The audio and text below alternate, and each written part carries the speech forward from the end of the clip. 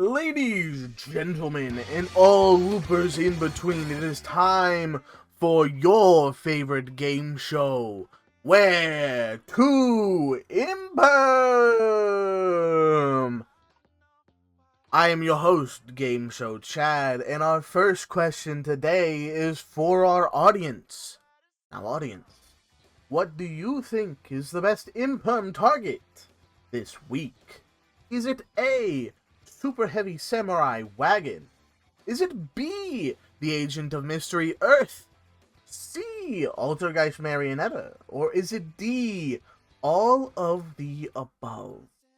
Place your answers in the comments below, and we'll find out after these commercial messages from our sponsors! I've done too many takes of that to try and get it perfect, but I'm telling you, the first time I did it, I was cracking the fuck up. I couldn't stop laughing for like 10 fucking minutes. Regardless, hello and welcome to the Chucast show that will welcoming you to KCC Season 6, week number 5. Our records, I'm not really. We're 2-2 plus 0, and to make playoffs comfortably, we really can only drop one more game this season. And with what we have ahead, it's looking pretty bleak. This week we're fighting Killua and the Georgia Tech Goblins. His draft consists of Superheavy Samurai, Altergeist, Agent, Infinitrack, Machina, Ancient Gear, Code Talker, Kurikara, Crackdown, and Jizukiru. The pillars of his draft from research seem to be some sort of machine, super heavy samurai pile, Altergeist, and Agent. The other decks just complement that core of 3 decks, so prep shouldn't be too hard this week. We're playing a lot of really good side deck cards this matchup to deal with whatever he can do. DDG is a very good card in this matchup, as kind of always. Cyclone is a very good card in the Altergeist and Agents matchup, as getting rid of the Fallen Sanctuary or one of the Altergeist traps can be very, very good for us. As for our blind second cards this week, we're playing the normal stuff, Dark Ruler No More, and the Kaiju-like cards, as well as something like System Down to just kind of shit all over the Super Heavy Samurai deck. As well, we're playing Book of Moon as our last sideboard card, because it's good going first and second. So, without further ado, let's just get right into the games. Up first, we have Scareclaw versus Super Heavy Samurai, and while we may have lost the die roll, as stated before, I think we can easily navigate any board Killua can set up. An Imperm on his normal summoned wagon forces him to pass with just Ausa, and with our hand, we're very easily able to run through the standard combo, making both Triheart and Avermax swinging for lethal. Game 2, Killua is once again opted to go first, pitching Motorbike for a Wakaushi to scale Monk Benkei and add Soul Piercer. Equipping both Soul Piercer and Soul Gaia Booster allows Killua to make Tilting Entrainment to search Wagon and try to summon the Wakaushi from the extra deck. I'm still relatively uninformed about his deck, but negating the entrainment with Imperm seems like a decent play to me. He summons Wagon to add Soul Piercer, and with a Peacemaker in hand, he's able to complete his scales and summon Masuraro, passing. An Imperm off the top is fine, but we were really hoping for another name. Regardless, we system down to remove the Masuraro and banish the grave, allowing us to use the Balone and Arrival to climb into Triheart, attacking in. An Imperm on the top decked Wagon puts the nail in the coffin, and Killua isn't able to come back from this position. Alright, let's get started with the control mirror. These games are pretty long, so get ready for some shit. Killua starts with the summon of Pukri into lane Kuribo, setting a Crackdown and passing. Prosperity for 6 finds us an Eldlich to pop the back row. We banish White Destiny to set, then pop a Huaquero to summon Eldlich, forcing out the lane Kuribo before we set some cards and activate Heavenly Prison. Mulwisp off the top allows Killua to climb into Prime Banshee, and understanding that Admina kinda fucks us up, we're forced to conk the Prime Banshee, trying to cut him off, which returns the Mulwisp to hand and allows him to summon it. This is fine until I see motherfucking Temple of the Kings, allowing him to just activate the searched revitalization and make Admina anyway after swinging in and clearing quite a bit of our board.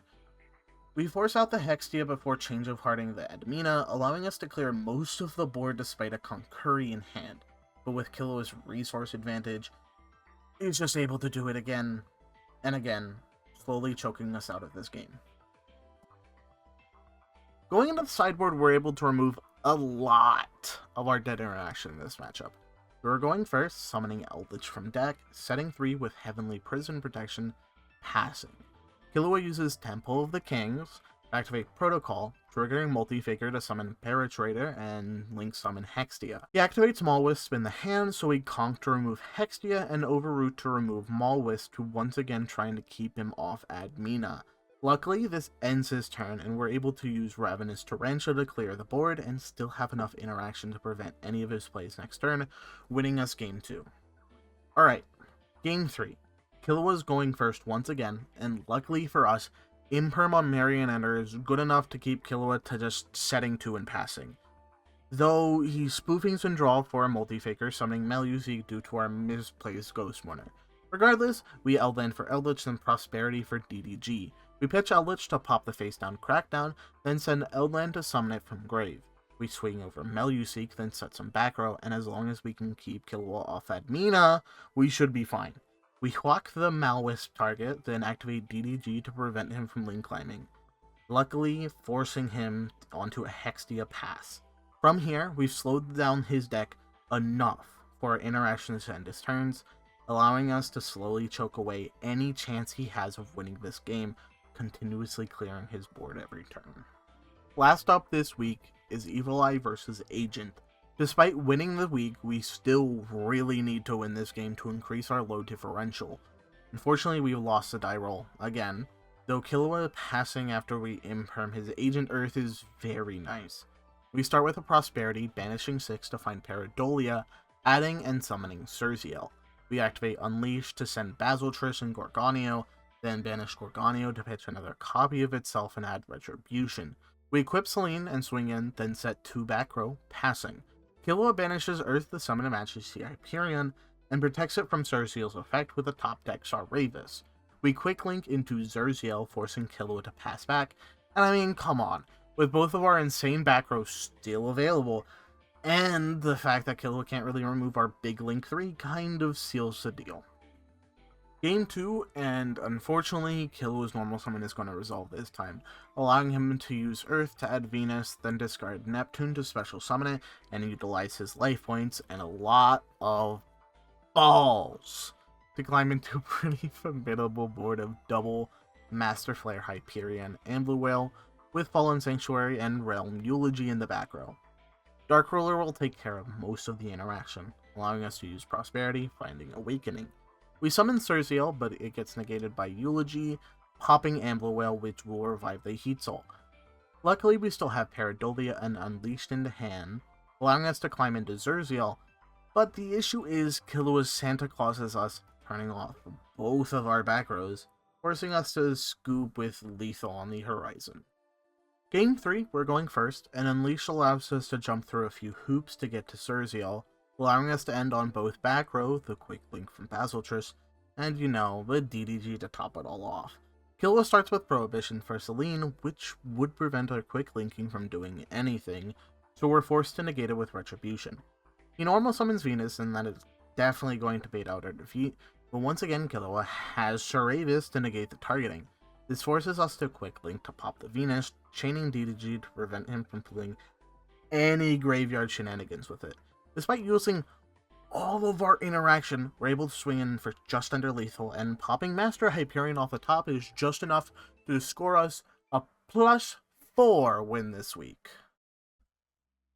And thank you to our sponsors. Welcome back to Where to Imperm. Now, audience, we left you to a question. Based off the results, what was the best Imperm target this week? The answer is D, all of the above. That's right, Imperm's a hell of a card. I can't do that again. Hello, and welcome to the end of the week. GG's to Killua, but it seems our confidence finally paid off. Our record's positive. That doesn't mean we're out of the woods yet. 3-2 plus 4 is an alright record, but we have a lot left to go. We still have 3 really strong opponents to finish out our season, and we really need some help.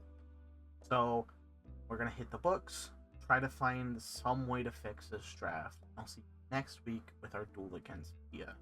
Comment, subscribe, it really helps out the channel, and if you want to see more, you know, right along. Bye-bye.